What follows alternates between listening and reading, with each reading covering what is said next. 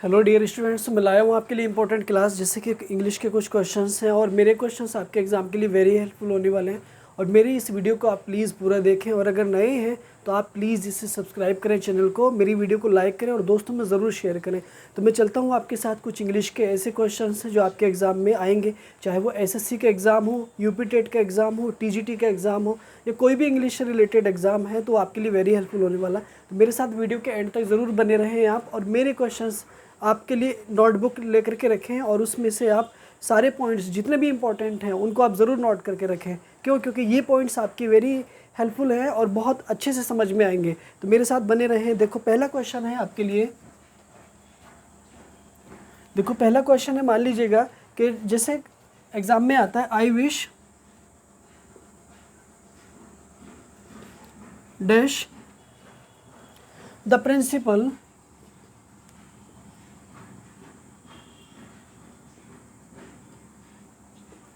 तो देखो यहाँ पे ना कौन सा विकल्प मुझे फिल करना है, यानी कि एक विकल्प है मेरे पास जैसे कि वॉज,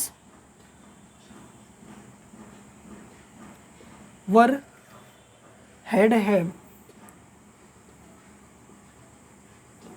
तो अब देखो यहाँ पे ना मुझे ना एक राइट ऑप्शन को फिल करना है, ठीक है। तो देखो आई विश का मीनिंग होता है काश। एक ऐसी कल्पना को रेफर करता है जो एक आप ऐसी कल्पना को करते हैं जो आप हो नहीं सकते, यानी कि एक काल्पनिक कल्पना, एक ऐसी इमेजिनेशन, ठीक है। तो आई वर द प्रिंसिपल, मैं प्रिंसिपल होता। मान लीजिए कोई किसान है, कोई फार्मर है, कोई शॉपकीपर है, अब वो तो किसान नहीं हो सकता, वो प्रिंसिपल नहीं हो सकता क्योंकि प्रिंसिपल होने के लिए आपको टेस्ट क्वालिफाई करना पड़ेगा, पढ़ना पड़ेगा।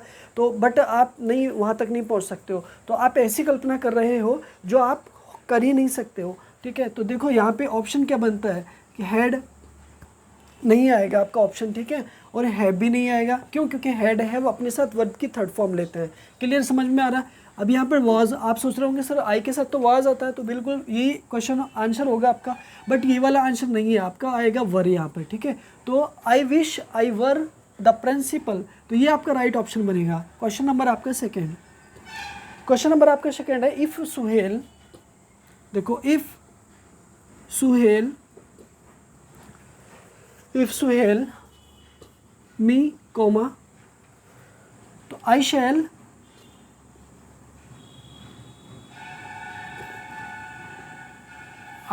Love him also. देखो इसको भी ना फिल करना है ना, एक तरह से जो फिल इन द ब्लैंक्स है ना उसको फिल करना है। तो उसको फिल करने के लिए मेरे पास कुछ ऑप्शंस हैं जैसे कि love, loves, loving and loved. तो देखो यहाँ पे मैं देखना चाहता हूँ, पहली बात मेरे सामने ये क्वेश्चन है आपका सेकंड नंबर, ठीक है। तो सेकंड क्वेश्चन में हमने यहाँ पर देखा कि देखो ये दो सेंटेंस है, नंबर एक सेंटेंस ये रहा और नंबर दूसरा सेंटेंस आपका ये रहा। तो देखो पहले वाला सेंटेंस में सबसे पहले क्या देखते हैं, देखो यहाँ पे मुझे इफ़ नज़र आ रहा है, पहले वाले सेंटेंस में मुझे इफ़ नज़र आ रहा है जो कंडीशनल सेंटेंस की ओर रेफर करता है, और इफ़ का मीनिंग क्या होता है, यदि होता है, ठीक है। मान लो यदि, है ना, कौन, सुहेल क्या करता, मी, मुझे, है ना, तो I shall love him also, तो मैं उसे भी प्यार करता, ठीक है, या मैं उसे भी प्यार करूँगा। तो आई के साथ शैल आ गया, ये तो आपकी बात बिल्कुल समझ आ रही होगी सर, ठीक है समझ आ गई। बट इसके साथ वी की फर्स्ट फॉर्म, तो शैल के साथ वी की फर्स्ट फॉर्म आ गई, ये बात भी बिल्कुल समझ आ गई होगी। अब हिम यहाँ पर कौन है, ऑब्जेक्ट है, कौन, कोई तो होगा, सुहेल के लिए आ रहा है। हिम किसके लिए आ रहा है, सुहेल के लिए आ रहा है। और आल्सो मीन्स एक तरह से भी, तो इसका मतलब इट मीन्स ये हुआ कि ये जो सेंटेंस हुआ आपका फ्यूचर इंडेफिनिट हुआ, फ्यूचर इंडेफिनिट हुआ, ठीक है। बट अब ये वाला जो हिस्सा होगा ये कौन सा होगा, ये होगा एक तरह से प्रेजेंट इंडेफिनिट, प्रेजेंट इंडेफिनिट, ये होगा प्रेजेंट इंडेफिनिट। तो देखो प्रेजेंट इंडेफिनिट में अब ये समझ लो कि देखो लव आ रहा है, तो लव किसके साथ आएगा, यानी कि वी की फर्स्ट फॉर्म है, ये कौन सी फॉर्म है, वी की फर्स्ट फॉर्म। और प्रेजेंट इंडेफिनिट में वी की फर्स्ट फॉर्म किसके साथ आती है, फर्स्ट प्लूरल के, फर्स्ट पर्सन का सब्जेक्ट होता है या प्लूरल नाउन्स होते हैं उनके साथ आती है, यानी प्लूरल सब्जेक्ट के साथ में प्लूरल वर्ब आएगी। तो प्लूरल सब्जेक्ट के साथ अब सुहेल कौन है, सिंगुलर है, तो यहाँ पर ये वर्ब आपका कैंसिल हो जाता है, ये वाली वर्ब नहीं आएगी। ये आपकी 5th फॉर्म है, ये आपकी 4th फॉर्म है और ये आपकी 3rd फॉर्म है। अब यहाँ पर देखो तो यहाँ पर जो सुहेल है, सुहेल के साथ सिंगुलर सब्जेक्ट है, तो वी की यहाँ पर कौन सी फॉर्म आएगी, 5th फॉर्म आएगी। ठीक है, तो ऑप्शन नंबर आपका क्या हो जाएगा, लव्स हो जाएगा। यानी यहाँ पर कौन सा ऑप्शन होगा आपका, लव्स, यही आपका राइट ऑप्शन हो जाएगा। उसके बाद लविंग जो है 4th फॉर्म है। अगर यहाँ पर इज आर एम होता ना, ठीक है, तो ये वाली फॉर्म आ जाती। लव्ड जो है वो नहीं आएगी, लव्ड जो है पास्ट इंडेफिनिट में आएगा। क्लियर, समझ आ गया होगा, आई होप। नेक्स्ट क्वेश्चन है, जैसे कि 3rd क्वेश्चन है, जैसे सानिया एक पत्र लिखती है। ठीक है, एक क्वेश्चन है, सानिया एक पत्र लिखती है, उसको इंग्लिश में ट्रांसलेट करना है। ठीक है, जैसे मैं यहाँ पर लिख देता हूँ कि सानिया एक पत्र लिखती है, तो वेरी सिंपल है। देखो यहाँ पर सानिया एक पत्र लिखती है,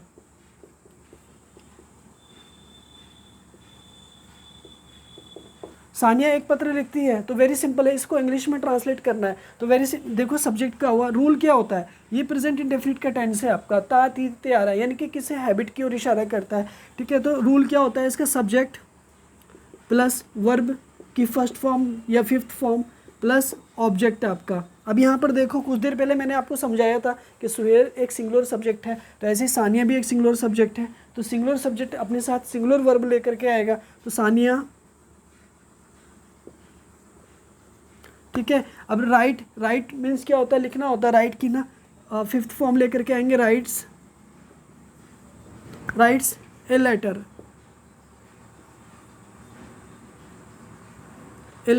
तो यही आपका ऑप्शन होगा, यानी जो ऑप्शन है आपका ये बिल्कुल राइट हो जाएगा। Sania writes a letter. Question number 4, the bell will be rung by the peon. The bell will be rung by the peon। तो मुझे यहाँ पे ये बताना है कि ये टेंस मेरा कैसा है, मतलब इनडायरेक्ट ऑप्शन है मेरे पास, indirect, direct, active and passive. ठीक है, चलो मेरे साथ आओ। ठीक है, सबसे पहला ऑप्शन आ रहा है इनडायरेक्ट स्पीच, चलो कोई बात नहीं। अब ये डायरेक्ट स्पीच आ रहा, तो हमने ये पढ़ रखा है कि जब किसी भी सेंटेंस के अंदर इन्वर्टेड कॉमास दिखाई देते हैं तो ये डायरेक्ट स्पीच कहलाता है। अब ये यहाँ पे चेक करो कि क्या किसी में इन्वर्टेड कॉमास दिखाई दे रहा है, नहीं है, तो इसका मतलब डायरेक्ट नहीं होगा। इनडायरेक्ट स्पीच में 2 सेंटेंसेस का होना ज़रूरी होता है, जैसे कि ही सेज टू मी या ही सैड टू मी, है ना, इस तरह से होता है। तो एक सेंटेंस तो ये रहा, पूरा रहा। ठीक है, अब इसके अलावा कोई और दूसरा सेंटेंस नज़र आ रहा है आपको, नहीं आ रहा, तो ये भी गलत हो गया। दोनों एलिमिनेट कर लिए मैंने, गलत हो गया। अब देखो एक है एक्टिव पैसिव, एक है एक्टिव और दूसरा है पैसिव। अब एक बात ये बताओ, बेल का मतलब बॉल, घंटी होती है। अब एक बात बताओ, घंटी खुद बजती है क्या, नहीं बजेगी, जब तक सामने वाला नहीं बजाएगा तब तक वो खुद नहीं बजेगी, इज़ राइट।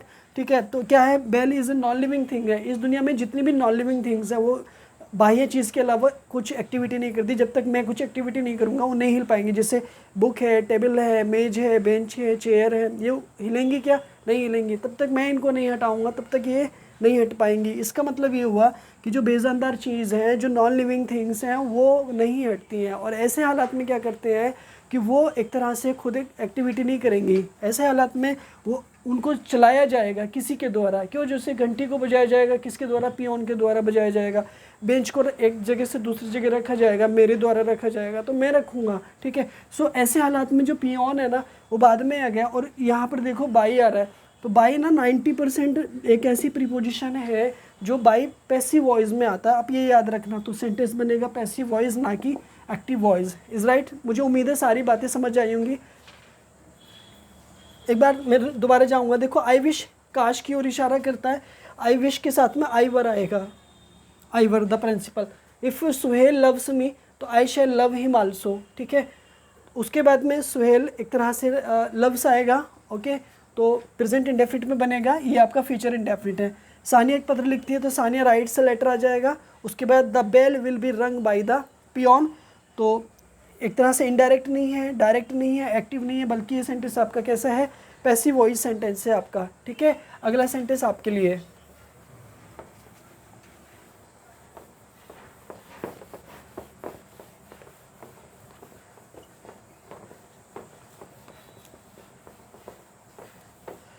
नेक्स्ट सेंटेंस है आपके लिए, आई सा an egg,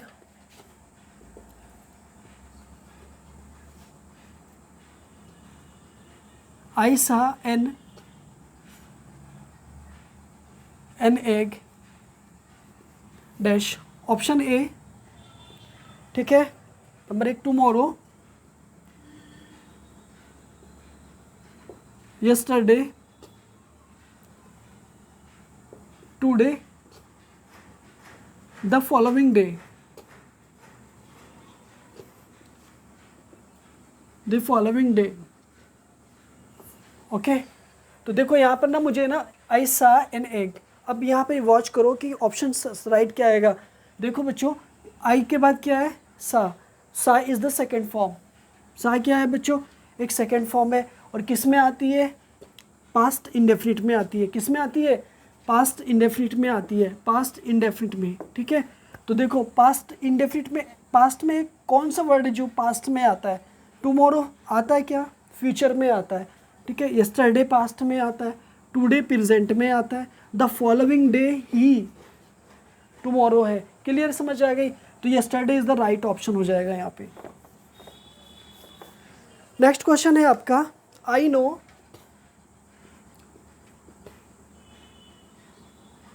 I know dash Shabnoor, Shabnoor wrote the letter,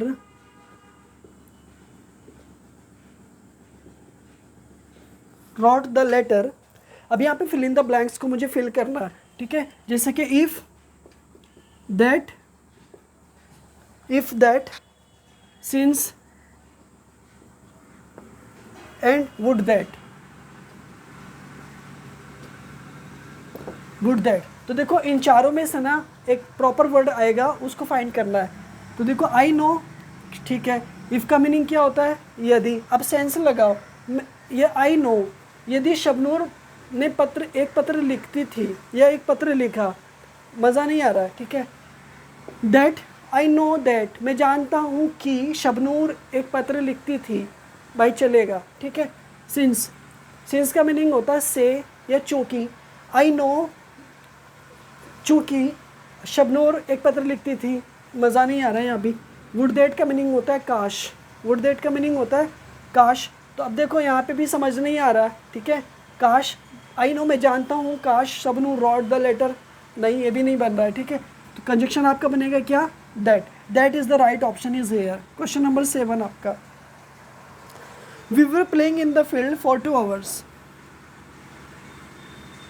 we were playing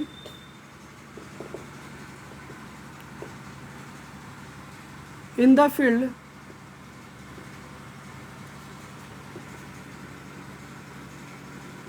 for 2 hours, for 2 hours। देखो यहाँ पे राइट ऑप्शन को सिलेक्ट करना है कि ये कौन सा टेंस है। एक तरह से प्रेजेंट परफेक्ट, परफेक्ट कॉन्टिन्यूअस,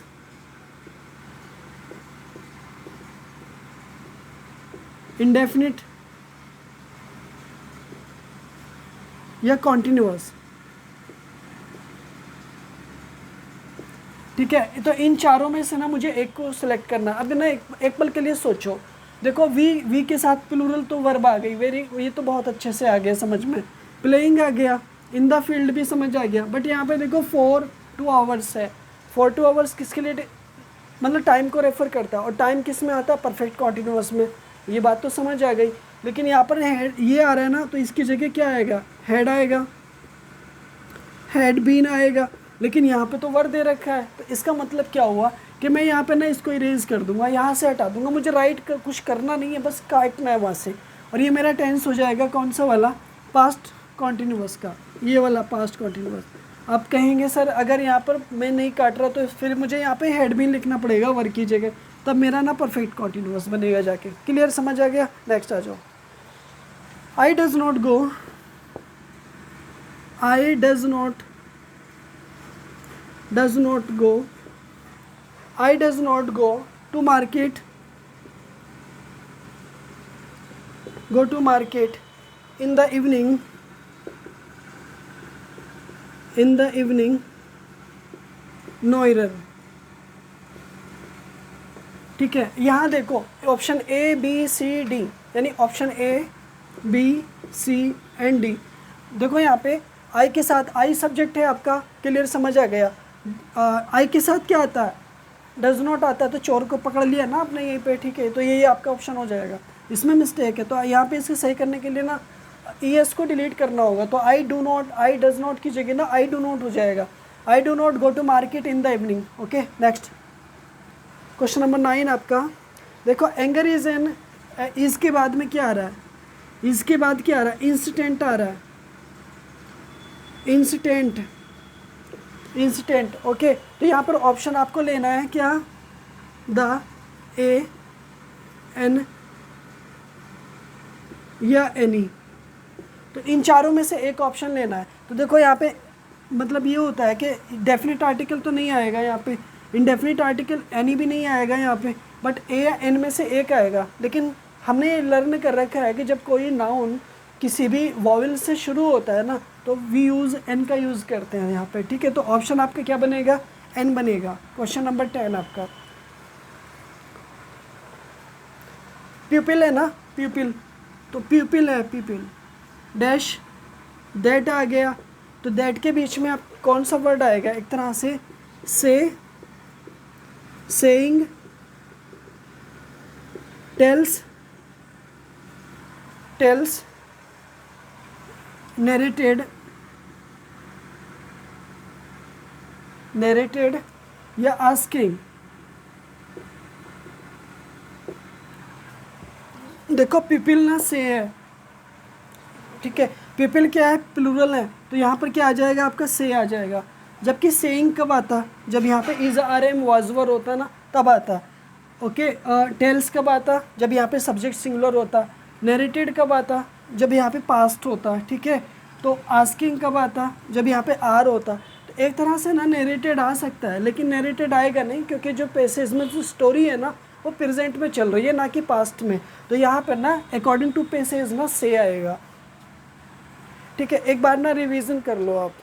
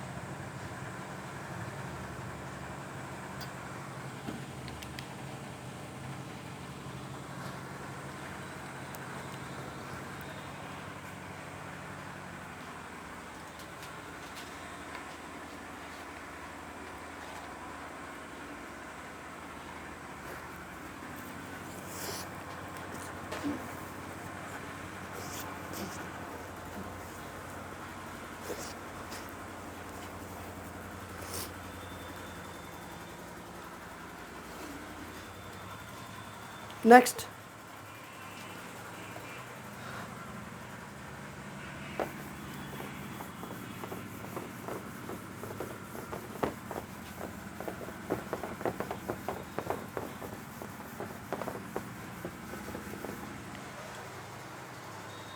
जी नेक्स्ट क्वेश्चन है आपका, जैसे कि दिया गया है द एक्शन,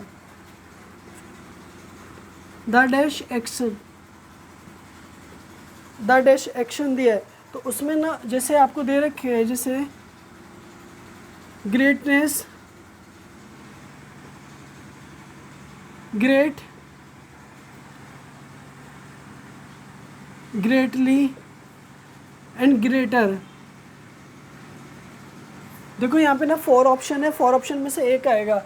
देखो ग्रेटनेस है ना एक नाउन है, और रूल क्या है कि ये भी नाउन है। तो रूल क्या है हमारा कि मतलब article plus adjective plus noun. तो नाउन देखो यहाँ पे ना एक्शन नाउन है, तो ये एक्शन नाउन है, तो नाउन से पहले क्या आएगा, एडजेक्टिव आएगा। ग्रेटनेस नाउन है, तो ये ऑप्शन तो आपका गलत।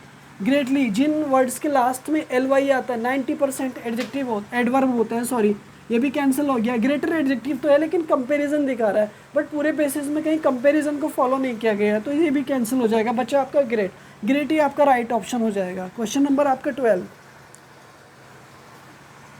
Most dash of most the time, the time, ठीक है।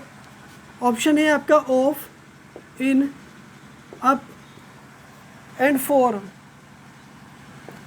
ठीक है। तो राइट ऑप्शन है अक्सर ना, देखो मोस्ट आ रहा है ना, तो मोस्ट मतलब सुपरलेटिव डिग्री है ना, तो ऑफ आएगा यहाँ पे। राइट ऑप्शन कौन सा होगा? ऑफ हो जाएगा, ठीक है। क्वेश्चन नंबर आपका 13, next, if had since would that and I wish, ये सारे ना एक तरह से कंजक्शन की तरह यूज़ किए जाते हैं और ये किस सेंटेंस में आते हैं एक तरह से। देखो इफ़ का मीनिंग यदि होता है, हैड, सिंस, ये सभी एक दूसरे के जगह यूज़ होते हैं, ऐसे कंजक्शन के रूप में होते हैं। तो कंजक्शन, ये कौन से कंजक्शन है? एक तरह से सबऑर्डिनेट कंजक्शन है, और सबऑर्डिनेट कंजक्शन जो आते हैं ना, वो कम्प्लेक्स सेंटेंस में आते हैं। किस में आते हैं? कम्प्लेक्स सेंटेंस में आते हैं, जैसे कम्प्लेक्स, कंपाउंड एंड सिंपल, ठीक है। सिंपल या मतलब मान लीजिएगा ऑल, सभी में आते हैं, तो राइट ऑप्शन ना आपका कम्प्लेक्स सेंटेंस हो जाएगा। राइट, आगे आ जाइए। मैं क्वेश्चन नंबर, ठीक है,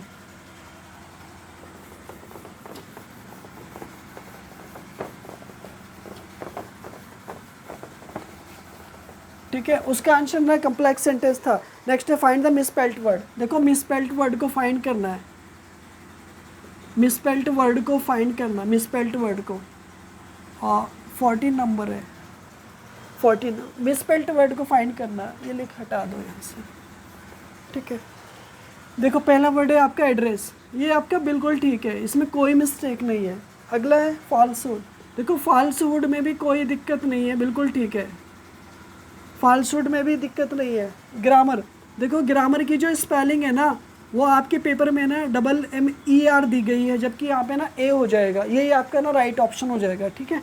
और लाइब्रेरी की स्पेलिंग ठीक है, देखो लिब्रा लिखो, लाइब्रेरी, ठीक है। यहाँ पर लिब्रा में RY को ऐड करना है, लाइब्रेरी आपका बन जाएगा। तो ये वाली जो स्पेलिंग थी ना, वो आपकी गलत, ठीक है, मिस्टेक थी, एरर थी। तो नाइफ्स, यहाँ पे प्लूरल को फाइंड करना है, अब ना प्लूरल बनाना है। तो प्लूरल बनाने के लिए आप क्या करेंगे, जैसे कि नाइफ्स है, जैसे कि नाइफ्स है, उसके बाद ग्रॉथ, ग्रॉथ है, लेबरर, लेबरर, उसके बाद बेबी। तो देखो यहाँ पे ना इन चारों ऑप्शन में से एक तरह से नाइफ्स जो है ना, वो नाइफ का प्लूरल है, नाइफ का प्लूरल है, तो इसलिए ना आपका ऑप्शन यही हो जाएगा। क्लियर, समझ आ गया होगा। आई होप ये सारे क्वेश्चंस आपको समझ आए होंगे, बट अगले क्वेश्चंस भी आपको सॉल्व करने हैं, ठीक है, अगले क्वेश्चंस भी आपको सॉल्व करने हैं।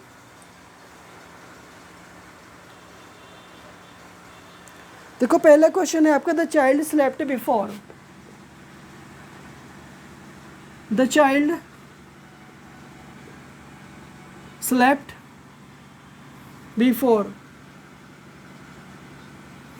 द चाइल्ड स्लेप्ट बिफोर, ठीक है। तो यहाँ पे ना डैश करके दे रखा है कुछ, ठीक है। अब यहाँ पर आ जाएगा option number A, have, has, has, shall has, shall has, या हैव बीन, हैव बीन। अब यहाँ पे ना इनमें से ना चारों ऑप्शन में से ना एक ऑप्शन तो आना है भाई, ठीक है। देखो द चाइल्ड हैव स्लेप्ट, देखो चाइल्ड कितने हैं, सिंगुलर है ना, तो ठीक है, तो हैव तो आने का सवाल ही पैदा नहीं होता, क्योंकि वो प्लूरल के साथ आता है। हैज़ आ जाएगा, चलो मान लिया भाई सब। शैल नहीं आएगा, क्यों? क्योंकि IV यानी फर्स्ट पर्सन प्रोनाउन के साथ शैल आता है, तो ये भी नहीं आएगा। हैव बीन जो है ना, वो भी नहीं, जब देखो हैव नहीं आ रहा तो हैव बीन भी नहीं आएगा, ये भी गलत, तो आपका हैज़ बना आंसर, ठीक है। नेक्स्ट, ईच ऑफ देम, अगला क्वेश्चन है आपका each of them, each of them dash not do his work. तो यहाँ पे ना ऑप्शन करना है आपको डू, डज, इज, आर, तो देखो 4 ऑप्शन में से ना आपको ना फिल करना है, 1 सेलेक्ट करना है। तो देखो यहाँ पे ये क्या है, आपका प्रीपोजिशन है। प्रीपोजिशन के बाद हमेशा क्या आता है, ऑब्जेक्ट आता है। तो ये तो ऑब्जेक्ट हो गया देम, ठीक है, वेरी सिंपल दिखाई दे रहा है, दे का ऑब्जेक्ट हो गया, बट ये सब्जेक्ट हो गया आपका। और ईच यहाँ पर क्या है, प्रोनाउन का काम कर रहा है। ईच ऑफ देम, अब ईच क्या है, सिंगुलर है, ईच क्या है, सिंगुलर है। तो रूल क्या होता है, सिंगुलर सब्जेक्ट के साथ प्लस सिंगुलर वर्ब आएगा, सिंगुलर सब्जेक्ट के साथ, ठीक है। तो जब सिंगुलर सब्जेक्ट है आपका, तो यहाँ पर डू तो आने वाला नहीं है, क्लियर, समझ आ गया ना। तो क्यों, क्योंकि प्लूरल नहीं है तो इज भी नहीं आएगा। तो आर और डज में से एक इज के साथ, ठीक है, तो ये भी नहीं आएगा, सॉरी, इज और डज में से एक आएगा।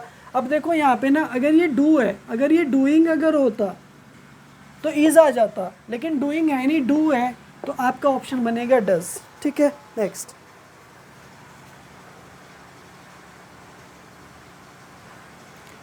शी सा, क्वेश्चन नंबर 3 आपका, शी सा डेस आर्मी यस्टरडे।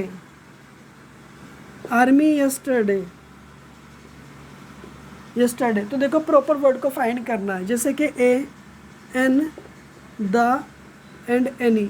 तो यहाँ पे इन चारों में से एक ऑप्शन को लेना है। देखो ये तो कोई दिक्कत नहीं, पास्ट इंडेफिनिट है, सा आ गया तो यस्टरडे आ जाएगा यहाँ पे, ठीक है, कोई दिक्कत नहीं हो रहा है। बट आर्मी है ना, तो हमने ये सीख रखा है कि जब कभी कोई नाउन वॉवेल से शुरू होता है ना, तो उससे पहले ना हम ना एक तरह से ना एन लगाते हैं एक ही जगह, ठीक है। तो ये वाला ऑप्शन बनेगा आपका, ये नहीं आएगा, ये भी नहीं आएगा, ये नहीं आएगा, ठीक है। तो सारे ऑप्शन आपको समझ आ गए होंगे, आई होप, ठीक है। अगला सेंटेंस आपका,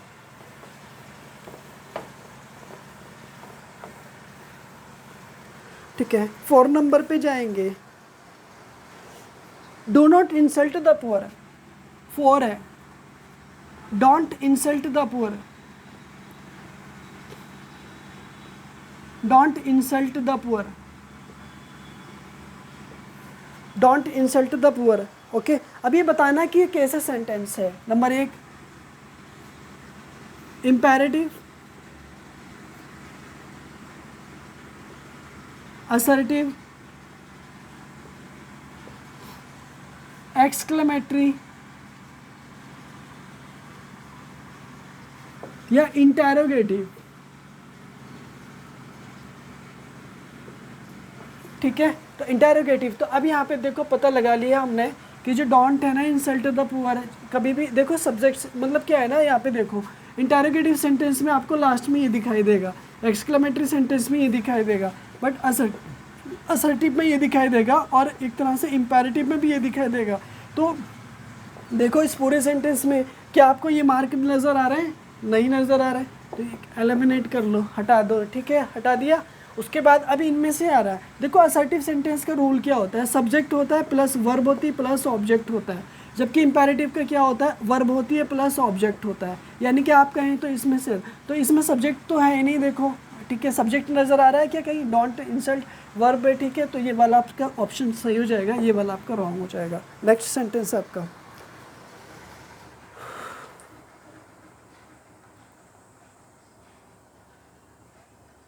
there are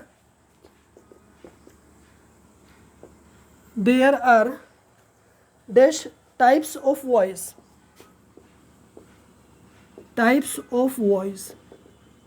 okay. So option A, it means 2, 3, 2, 3 and 4, 5, 4 and 5। तो देखो राइट ऑप्शन यहाँ पे कौन सा होगा, राइट ऑप्शन को मुझे फाइंड करना है।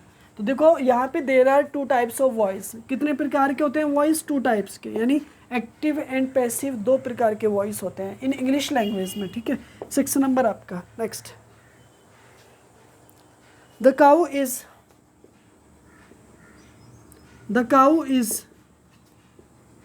Useful animal, the cow is useful animal, a an the any. तो देखो राइट ऑप्शन यहाँ पर क्या होगा कि देखो ये भले ही वॉविल है लेकिन जब कोई साउंड कंसोनेंट की देता है तो वहाँ पर ना यूज़ होता है ए का। तो यहाँ पे जो राइट ऑप्शन हो जाएगा वो हो जाएगा ए आपका।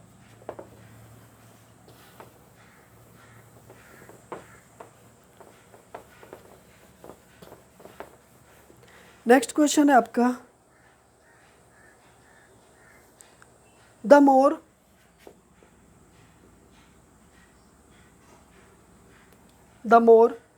Dash reads,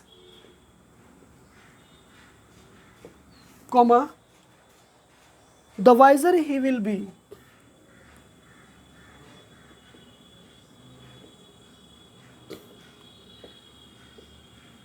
the wiser he will be. Okay ठीक है, तो फिल इन द ब्लैंक्स में आपको फिल करना है कौन सा, you, she, he and they या वी। दे या वी में से कोई भी हो सकता है, एक बार चेक कर लेंगे। ठीक है, वी भी हो सकता है, कोई नहीं, वापस आ जाओ। द मोर रीड्स है ना, the more dash reads the wiser he will be, common सी बात है।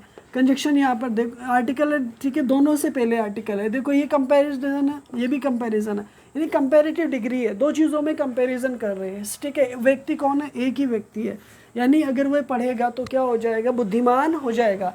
जितना वो अधिक पढ़ेगा उतना अधिक बुद्धिमान वह होगा। क्लियर है, समझ गए ना मेरी बात। तो यहाँ पर एक ही व्यक्ति है ना, एक व्यक्ति, तो देखो यहाँ पे सब्जेक्ट कौन है, ही है, तो यहाँ पे यू नहीं आएगा। जो एक व्यक्ति यहाँ पर आ रहा है ना वही यहाँ पर आएगा, तो यहाँ भी क्या आएगा, ही आएगा। यहाँ पे शी नहीं आएगा, दे नहीं आएगा, वी नहीं आएगा। तो यहाँ पे ऑप्शन बना आपका क्या, he is the right option. Next, the sun rise in the east, the sun rise in the east, the sun rise in the east, no error, no error. तो देखो आपको है ना इसमें मिस्टेक फाइंड करना है, कहाँ पर गलती है। देखो सूरज में कोई गलती नहीं है, द SUN होता है, SON होता है बेटा, ठीक है। राइज में गलती है क्योंकि सिंगुलर जो है ना, सन जो है वो सिंगुलर है, तो यहाँ पर क्या आ जाएगा, राइजेज आ जाएगा। वेरी सिंपल सी बात है ना, राइजेज आ जाएगा। तो यही मिस्टेक है आपका, है ना, इसी पार्ट में मिस्टेक है, यही वाले पार्ट में मिस्टेक है, और यही वाला आपका आंसर हो जाएगा। Next 9,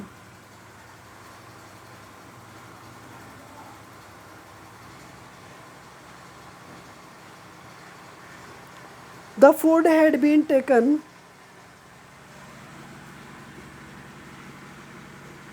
the food had been, the food had been taken by us,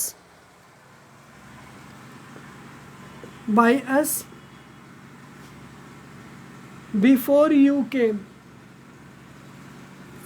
before you came। तो ये बताना है कि ये कौन सा वॉइस है, नंबर 1 एक्टिव या पैसिव।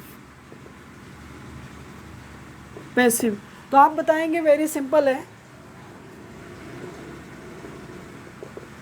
Active and passive. तो आप कहेंगे सर वेरी सिंपल है क्या, कि the food had been taken by us before you came. ठीक है, तो देखो ये तो केम है, तो इतने हिस्से को ना हिडन रख लो, छिपा लो उसको, उससे हमें कोई लेना देना नहीं है, उसका कोई मतलब नहीं है। ठीक है, तो मेरा हिस्सा क्या है, बाई आ गया। मैंने अभी पिछले कुछ क्वेश्चन में आपको बताया था कि जब किसी सेंटेंस में बाई आएगा 90%, तो वो कौन सा होगा, सोच के बताओ।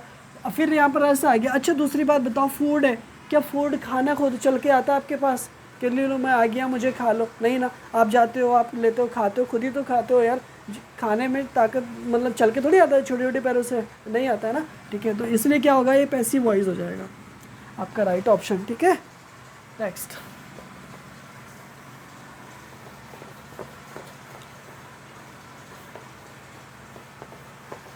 भाई नेक्स्ट है आपका 10, one of them is not different. 10, one of them is not, one of them is not different. Not different, ठीक है, यानी कि इनमें से कौन सा डिफरेंट नहीं है उसको पता लगाना है, ठीक है। तो देखो चलो कोई नहीं, मैंने लिख दिया तो लिखा रहने दो। एलॉन, देखो पहला वर्ड क्या है, एलॉन। एलॉन का अपोजिट दे रखा है टुगेदर, ठीक है, एलॉन का अपोजिट क्या दे रखा है, टुगेदर, ठीक है। नेक्स्ट, एज्ड का यंग, एज्ड का यंग, तो ये भी ठीक है आपका, ये भी ठीक है और ये भी ठीक है आपका, ठीक है। नेक्स्ट, एग्री का डिसएग्री, एग्री का डिसएग्री,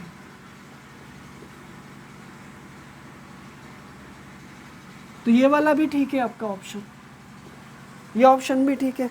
अब अलाउ का डिसअलाउ, अलाउ का डिसअलाउ होता है, ठीक है, तो ये वाला ऑप्शन भी अब ठीक है, लेकिन मिस्टेक जो दे रखी है ना वो इसी ऑप्शन में दे रखी है, यानी स्पेलिंग जो है ना एरर इसी की दे रखी है। आगे आओ, फाइंड द मिसस्पेल्ड वर्ड। अब फिर यहाँ पर ना मिसस्पेल्ड वर्ड को फाइंड करना है 11 सेंटेंस में, जैसे कि डिसएडवांटेज, डिसएडवांटेज, तो डिसएडवांटेज का मीनिंग क्या होता है, एक तरह से हानि होता है, और स्पेलिंग बिल्कुल ठीक है। एक्नॉलेज, देखो ACKNOWLEDGE, ये बिल्कुल ठीक है स्पेलिंग, एक्नॉलेज, ठीक है, स्वीकार करना, एक्सेप्ट करना। डिसअपियर, DISAPPEAR, डिसअपियर, डिसअपियर मतलब गायब होना, गायब होना। स्वीकार करना, स्वीकार करना। इसके बाद में डिपार्चर, डिपार्चर, डिपार्चर, प्रस्थान करना, प्रस्थान करना यानी चले जाना, ठीक है। तो यहाँ पे देखो डिसअपियर की जो स्पेलिंग थी ना, ये वाला बिल्कुल ठीक था, ये ठीक था आपका, जबकि यही वाला गलत था ना डिसअपियर का। अब ये ठीक हो गया तो ऑप्शन आपका यही बनेगा, ठीक है, बाकी का ये वाला ठीक हो गया। नेक्स्ट क्वेश्चन आपका,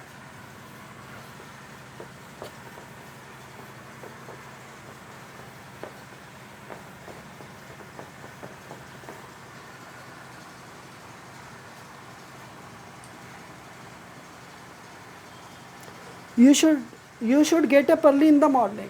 क्वेश्चन नंबर आपका शायद 13 है, क्वेश्चन नंबर आपका 12। You should get up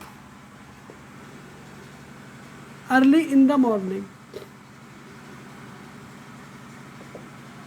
you should get up early in the morning. तो देखो अर्ली का ना एक तरह से ना अपोजिट वर्ड फाइंड करना है, यानी एंटोनिम फाइंड करना है, एंटोनिम, एंटोनिम बताना है। तो late, late, before and delay, delay. तो देखो इन चारों में से तो एक होगा ना, ठीक है। देखो लेट, लेट ना इंपेरेटिव सेंटेंस में आता है और ये वर्ब है, ये ऐसे आता है कभी कभी ना too late, but late to नहीं आएगा, ये गलत हो जाएगा, यानी लेट अपने बाद में प्रीपोजिशन नहीं लेता है, ठीक है, टू नहीं लेगा, ये किराए के लिए आ जाएगा, वर्ब के रूप में आएगा। ये वाला देर करने के रूप में आएगा, बिफोर पहले के रूप में आएगा, बट ठीक है। तो पहले अर्ली का मतलब जल्दी होता है और पहले का मतलब तो सेम वर्ड बनेगा, ये तो सेम वर्ड हो गया, इसका सिनोनियम बन गया, ठीक है। जब डिले का मतलब क्या होता है, देर करना होता है, दोनों आ जाएंगे, लेकिन यह टाइम फैक्टर की ओर इशारा करेगा। ये समय जो है ना, अर्ली जो है ना टाइम की ओर इशारा करता है, बल्कि ये जो है ना एक्शन की तरफ इशारा करता है। आप किसी काम में डिले कर रहे हो लेकिन आप टाइम से लेट हो रहे हो, बस आने वाली है, लेट हो रहे हो, तो यहाँ पे लेट एक समय की तरफ और डिले किसी एक्शन की तरफ रेफर करता है। नेक्स्ट,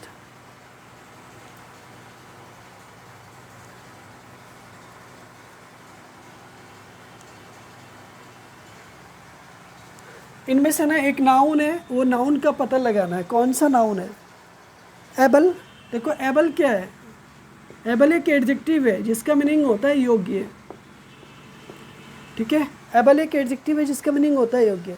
क्लियर भी एक एडजेक्टिव है जिसका मीनिंग होता है स्पष्ट, जिसका मीनिंग होता है स्पष्ट, ठीक है। Next, management. मैनेजमेंट एक नाउन है, मैनेजमेंट एक नाउन है, एक नाउन है जिसका मीनिंग होता है व्यवस्था या प्रबंधन, प्रबंधन।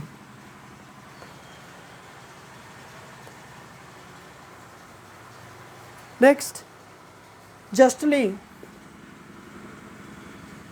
जस्टली एक एडवर्ब है जिसका मीनिंग होता है न्यायोचित, ठीक है। इसका मतलब ये हुआ कि जो ऑप्शन हुआ ना आपका, ये वाला ऑप्शन अलग है, ठीक है, ये वाला नाउन है, ठीक है, बाकी के वो नाउन नहीं है। Next, Ahmad is N,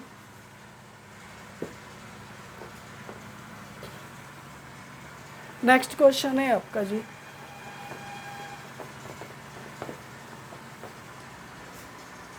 Ahmad is an 14 है शायद, Ahmad is an to this property, this property, okay. So next है यहाँ पे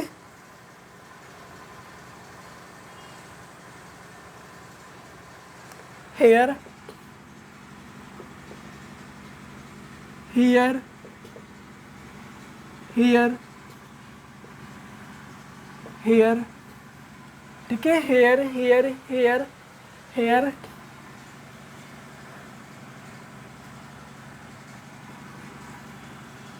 ठीक है, हेयर हो गया, ठीक है, हेयर हो गया, हेयर हो गया, हेयर हो गया, ठीक है। चलो देखो, हेयर का मीनिंग क्या होता है, खरगोश। हेयर का मीनिंग क्या होता है, सुनना, सुनना, सुनना। हेयर का मीनिंग होता है उत्तराधिकारी, और हेयर का मीनिंग होता है यहाँ, और हेयर मीन्स होते हैं बाल, हेयर मीन्स होते हैं बाल, ठीक है। तो इनको ना छाट के रखना, आ जाते हैं एग्जाम में, ठीक है। तो यहाँ पे जो राइट ऑप्शन होगा ना, वो होगा हेयर, उत्तराधिकारी, ठीक है। 5 लास्ट क्वेश्चन है आज का, let the door be shut by him, let the door B